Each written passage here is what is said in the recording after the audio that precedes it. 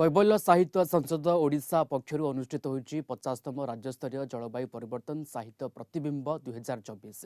Cuttack saint Xavier public school Gatiroutpatana अनुष्ठित कार्यक्रम में बहु वरिष्ठ व्यक्तिविशेष को ओडिया ज्ञान विज्ञान सारस्वत प्रतिभा पुरस्कार प्रदान कर अवसर में बहु छात्र छात्री साहित्यिक गाल्पिक सांबादिक प्रमुख उपस्थित रही जलवायु परिवर्तन उपरे पाठिका माने कविता और गल्प पाठ करते। आमर आभिमुख्य हूँ जलवायु परिवर्तन यह हूँ प्रथम ओडिया भाषा साहित्यर गोटे साहित्य कार्यक्रम एवं आमे आज बहुत आनंदित। आज स्कूल सबू छात्र छात्री अच्छा पाखरे सरस्वती शिशु विद्या मंदिर अच्छा सेठू 150-200 छात्र छात्री मैंने योगदान करिशार यही कार्यक्रम प्रथम। आज आम विश्ववासी मानक आम गोटे सूचना देवाक चाहूँ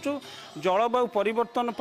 जदि आम वर्तमान ठार सजग होगा ताल आमर जो परिवेश जो बिगिड़ी जाऊँगी केतबेले अधिक वर्षा होची अधिक खरा होची अधिक शीत होची एवं केतबेले महाबात्या आम देखीचे 1999 मसीह यह हूँ जलवायु परिवर्तन प्रभाव। भारत गोटे कृषि प्रधान देश और यही देश में जितेबाला कृषि को प्रभावित कला जलवायु आम समस्ते सचेतन अच्छू एवं कविता मध्यम साहित्य पुस्तक जदि जलवायु परिवर्तन को आम ग्रहण करवा ताले निश्चिंत भाव समस्ते सजग होगा एवं आगामी दिन में जलवायु परिवर्तन आम वार्ताव हो पार जलवायु ठीक रही पार।